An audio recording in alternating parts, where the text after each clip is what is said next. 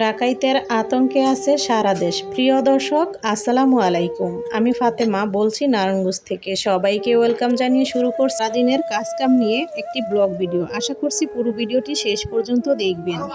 দেখুন, যেদিন থেকে দেশ স্বাধীন হয়েছে, স্বাধীন দেশ নাকি স্বাধীন হয়েছে, তো এই কথাটার সাথে আমি একমত না। কারণ বলা যায় স্বৈরাচারীর পতন হয়েছে, প্রতিবাদ করেছি, পদত্যাগ করিয়েছি, এতটুকুই যথেষ্ট।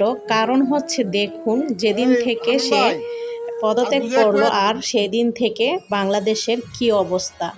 কারণ প্রত্যেক রাত কেউ এই পর্যন্ত ঘুমাতে পারিনি আমরা। প্রতিটা রাতই আমরা জেগে থাকি ডাকাতের ভয়ে। কখন জানি দোকানপাট ডাকাতি করে নিয়ে যায়। এলাকাতে যেমন ডাকাত দল ঢুকে পড়েছে, সেরকমভাবে মাস্তানও বেড়ে গেছে। অনেকের দোকানপাট থেকে চাঁদা আদায় করে অনেক দোকান বন্ধ করে দেওয়া হয়েছে। অনেকের কাছ থেকে অনেক টাকা পয়সা চাওয়া হয়, অনেক জুলুম করা হয়েছে এবং কি চুরি হয়েছে, লুটপাটও হয়েছে। তো সব দিকে কোনো দিকে বাকি রাখেনি তারা। যে যেভাবে পেরেছে সেভাবেই লুটে পেটে অনেকের কাছ থেকে অনেক কিছু নিয়ে গিয়েছে। অনেকেই অনেক ভুক্তভোগী। তো প্রত্যেক দিনই কিন্তু রাত্রে জাগনা থাকতে হয়। কালকে হচ্ছে কিছু এলাকার ছেলেদের এখানে রাখা হয়েছে, তাদেরকে বলা হয়েছে যে তোমরা পাহারা দিবা। মানে নাইট গার্ড থাকা সত্ত্বেও কিন্তু এলাকার মানুষজন সবাই একটা আলোচনা করে যার যার এলাকা পাহারা দেওয়ার ব্যবস্থা করা হয়েছে। কারণ নাইট গার্ড তো একা, সে তো সব কিছু রক্ষা করতে পারবে না। কারণ গত রাত্রেও কিন্তু মানে এই ভিডিওটা তো আমি গত রাতের দিতেছি, মানে কথাটা বলতেছি। আর তার আগের রাত্রেও কিন্তু আমাদের এলাকাতে ডাকাতি হয়েছে। আবার কালকেও কিন্তু এখানে এই জন্য পাহারার ব্যবস্থা করা হয়েছে। তাছাড়া তার আগে হইতে আমরা খেয়াল রাখতেছি যে যার মতো।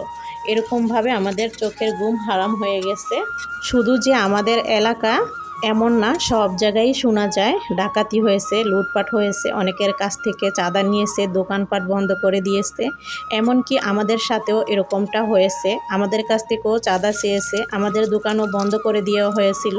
যাই হোক, আল্লাহর রহমতে সেটা মিটমাট করে নেওয়া হয়েছে। কারণ সৎ পথে থাকলে একজন উপরে আছে, তিনি দেখেন, তিনি কারো না কারো উসিলায় সব কিছু সমাধান করে দেন। তো কথা বলতে বলতে অনেক কাজই করে ফেললাম। সকালের নাস্তা খাওয়া দাওয়া, তারপর হচ্ছে এখানে সিঙ্কটাকে ক্লিন করে নিচ্ছি।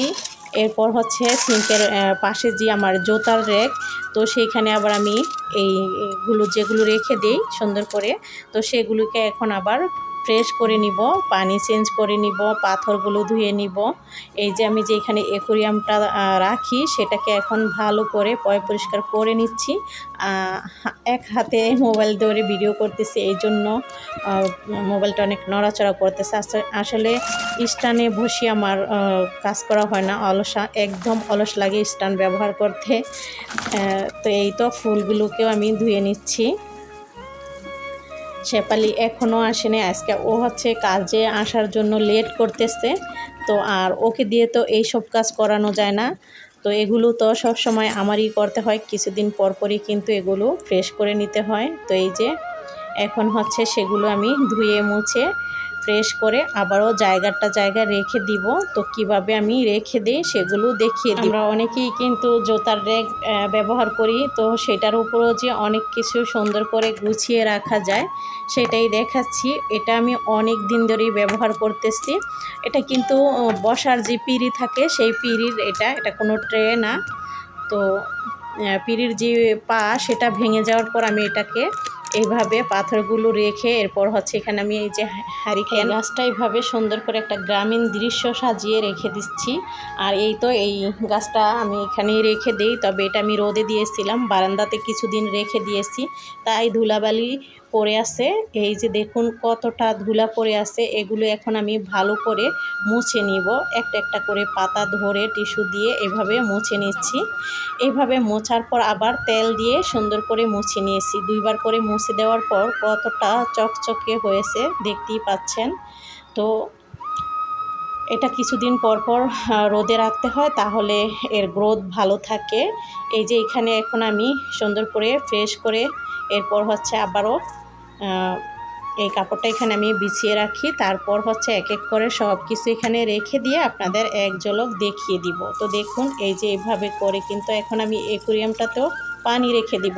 আসলে ছোট অ্যাকুরিয়াম তো আমার ছেলে ছোটোবেলার জিনিস, তো আমি এটাকে ফেলে দিইনি, এভাবেই রেখে দিই। অবশ্য আমার ছেলে যখন ছোট ছিল তখন ও এটাতে মাছ কিনে রেখে দিত, এখন আর সেই পাগলামি করা হয় না।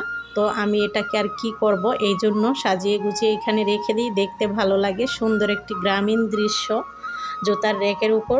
দেখুন তারপর ছিংটা তো আমি ধুয়ে নিয়েছিলাম, তো সেটা এভাবে এই গামছাটা এখানে রেখে দিই, কারণ হাত মোছার জন্য বেশি সুবিধা হয়। ছোট যারা তারা কিন্তু উপরের রেটাতে রাখলে নামাতে পারে না, এই জন্য আমি নিচে এভাবে বেঁধে দিয়েছি।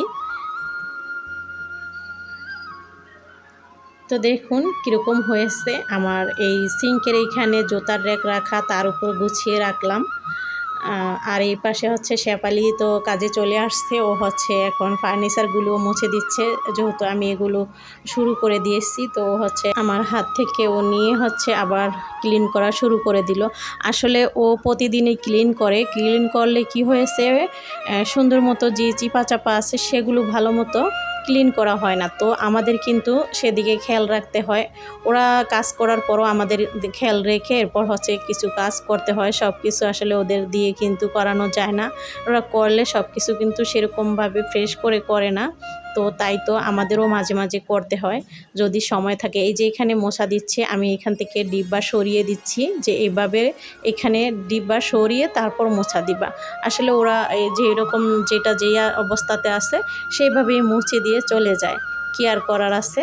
তারপর হচ্ছে এখানে আমি আর আমার মেয়েরা সবাই বসে শাক বাছার কাজে লেগে গেলাম। আর শেফালি তো কাপড় চোপড় ভিজিয়ে নিয়েছিল, সেগুলো ধুয়ে নিচ্ছে। আমি এখানে রান্না করার জন্য চলে আসলাম, চিংড়ি মাছ দিয়ে কলমি শাক দিয়ে রান্না করব। তো চিংড়ি মাছটাকে প্রথমে ভেজে নিয়েছি, আর দেশি চিংড়ি মাছ, সুন্দর গ্রান এতে। তো এখানে পেঁয়াজটা হয়ে যাওয়ার পর দিয়ে দিচ্ছি হলুদের গুঁড়া, আর দিয়ে দিচ্ছি মরিচের গুঁড়া, ধনিয়া গুঁড়া, আদা রসুনটা দিচ্ছি না, আর সাথে লবণও দিচ্ছি। আসলে আদা রসুনটা শেষ হয়ে গিয়েছে, আর চিংড়ি মাছের তরকারি এই জন্য আদা রসুন না দিলেও খাওয়া যাবে। তরকারিটা কিন্তু বেশ মজা হয়েছিল, তবে অন্য অন্য মাছ হলে কিন্তু আদা রসুন ছাড়া রান্না করা যেতেই না, খেতেও ভালো লাগতো না। চিংড়ি মাছে যে রান্না করলাম এই জন্য সেটা ছাড়াই রান্না করতে পেরেছি। অবশ্য আছে সেটা করা ছিল না, আর আমি খেয়াল করি নেই যে এটা করতে হবে। সব সময় কিন্তু আগে থেকে আমরা আদা রসুনটা ব্লেন্ড করে রেখে দিই। যাই হোক সেটাকে আবার করে নিব, আর যেহেতু সময় ছিল না যেহেতু করে এভাবেই রান্না করে ফেললাম। আর এই তো শেফালি ঘর টর ঝাড়ু দিতেছে, আমি তো এই পাশে রান্না করতেছি আর ভিডিও শ্যুটও নিয়ে নিচ্ছি। আমি কোনো স্ট্যান্ডে রেখে ভিডিও করতে পারি না, আমার কাছে ভালো লাগে না, তাই আমি হাত দিয়েই সব সময় ভিডিও করার চেষ্টা করি। তো এই যে এইভাবে হাতে রেখে ভিডিও করে নিলাম। তারপর দুপুরে খাওয়া দাওয়া করে নিয়েছি, এরপর আসরের নামাজ পড়ে বারান্দায় এসে তারপর হচ্ছে চা খেয়ে নিচ্ছি, আর একটু বারান্দাটাও আপনাদের সাথে শেয়ার করে ফেললাম। যদি কোনো ভুল ত্রুটি হয় ক্ষমা সুন্দর দৃষ্টিতে দেখবেন। সবাই ভালো থাকবেন, এখানেই বিদায় নিচ্ছি। আল্লাহ হাফেজ।